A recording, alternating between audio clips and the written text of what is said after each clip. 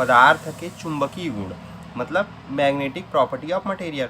Magnetic property of material कितने types होते हैं? 3 टाइप्स होते हैं। पहला होता है अनुचुंबकीय, जिसको बोलते हैं परमामेटिक सब्सटेंस बोलते हैं। फिर प्रतिचुंबकीय डाईमैग्नेटिक सब्सटेंस बोलते हैं। लौ चुंबकीय फेरोमैग्नेटिक सब्सटेंस बोलते हैं। यह 3 प्रकार के होते हैं। पहले जैसे कि अगर कोई चुंबक है, मान लीजिए चुंबकीय पदार्थ है, वे पदार्थ होते हैं जो चुंबकीय क्षेत्र में रखे जाने पर क्षेत्र के समांतर होकर क्षीण चुंबक को धारण कर लेते हैं।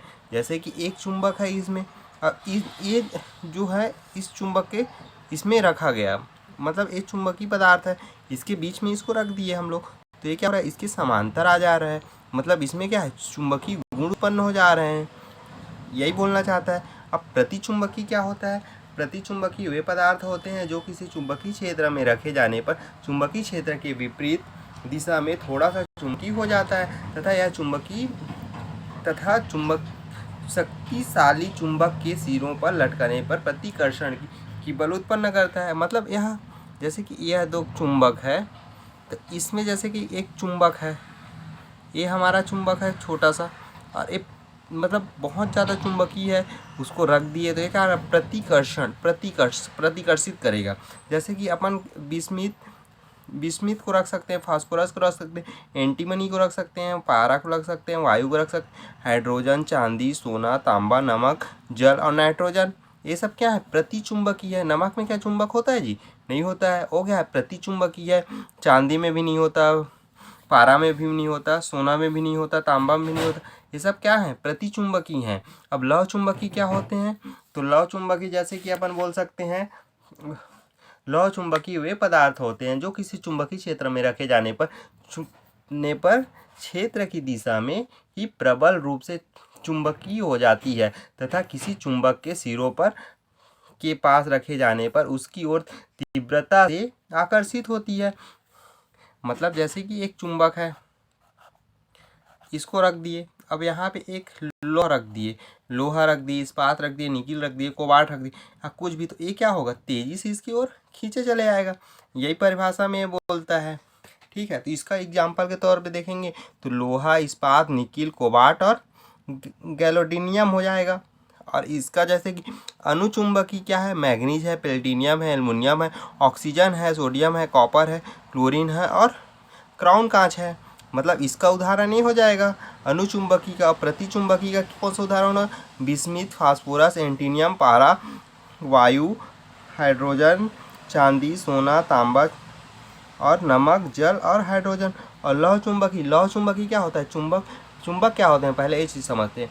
वे पदार्थ है जो चुंबक की वस्तु को अपनी ओर आकर्षित करता है, इसे चुंबक कहते हैं। तो यह क्या है? लौह चुंबक में उदाहरण क्या हो जाएगा?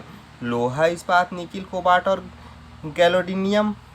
तो ये क्या कर रहा है? सब चुंबक को अपनी ओर आकर्षित करता है। ठीक है, अब इसकी तुलना, गुणों में तुलना देखते हैं।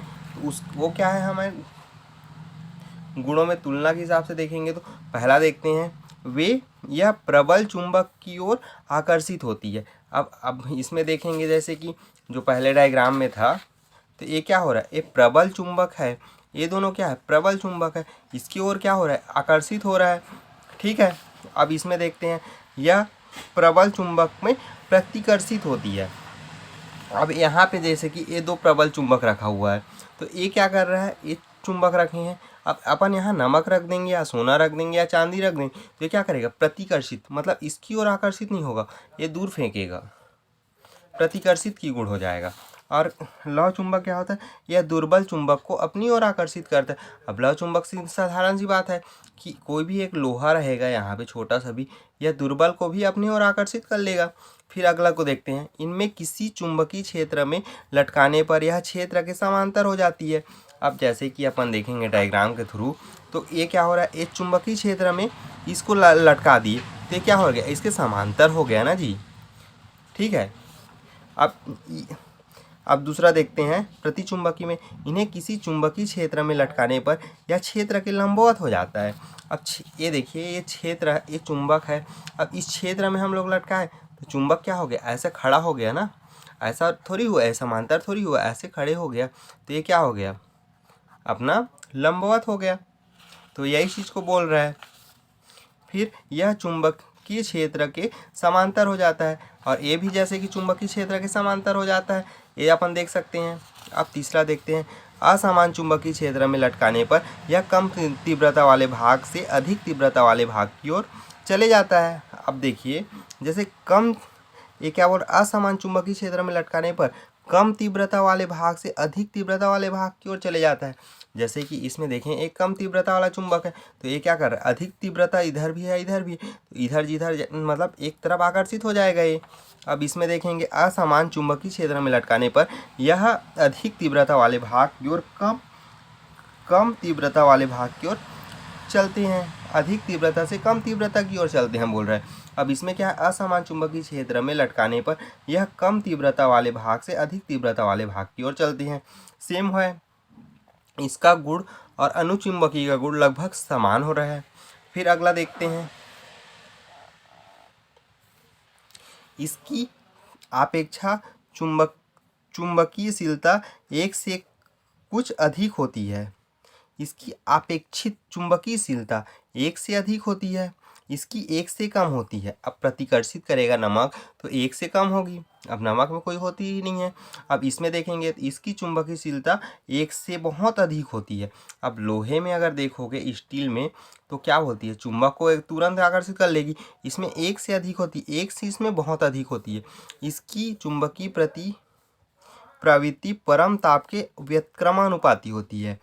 परम ताप जो रहता है मतलब अधिक ताप के व्युत्क्रमानुपाती होती है। इसकी चुंबकीय प्रवृत्ति ताप पर निर्भर नहीं करती। अब इसको कितने भी गर्म ताप में रख दो, अब जब मान लो नमक को रख दोगे गर्म ताप में या चांदी को रख दोगे, तो क्या उसकी प्रवृत्ति बदलेगी क्या जी, नहीं बदलेगी। तो वही बोल रहा है, ताप पर निर्भर नहीं करती। इसकी चुंबकीय प्रवृत्ति ताप बढ़ाने पर घटती है। अब जैसे कि लौह चुंबकी है, तो लौह चुंबकी को अगर ताप बढ़ा देंगे तो इसकी चुंबकीय प्रवृत्ति क्या होगी, अगर लौह प्योर होते जाएगा तो इसकी चुंबकीय प्रवृत्ति कम होती जाएगी। अब अगला देखते हैं, इसमें इसकी चुंबकीय प्रवृत्ति अल्प किंतु धनात्मक होती है। अब इसकी क्या होती है, चुंबकीय प्रवृत्ति अल्प मतलब बहुत कम होती है, और यह धनात्मक होती है। इसकी प्रवृत्ति अल्प किंतु यह ऋणात्मक होती है।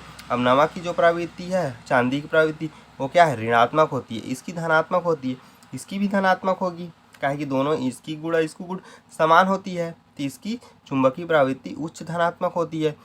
अब अगला देखते हैं, इसमें स्थायी चुंबक नहीं बनाए जा सकते। अब इसमें क्या करते हैं, अनुचुंबकी से हम स्थायी चुंबक नहीं बना सकते, इसमें स्थायी चुंबक नहीं बनाया जा सकता, इसमें स्थायी चुंबक बनाया जा सकता है। अपने को तो पता ही है कि चुंबक का जो उदाहरण होता है उसमें कोबाल्ट, निकिल और ये सब आते हैं। कोबाल्ट, निकिल, लोहा, ये सब से क्या बोलते हैं, अपन परमानेंट चुंबक बना सकते हैं। तो ये चुंबक के गुण हो गए, गुणों में तुलना हो गया। ठीक है जी।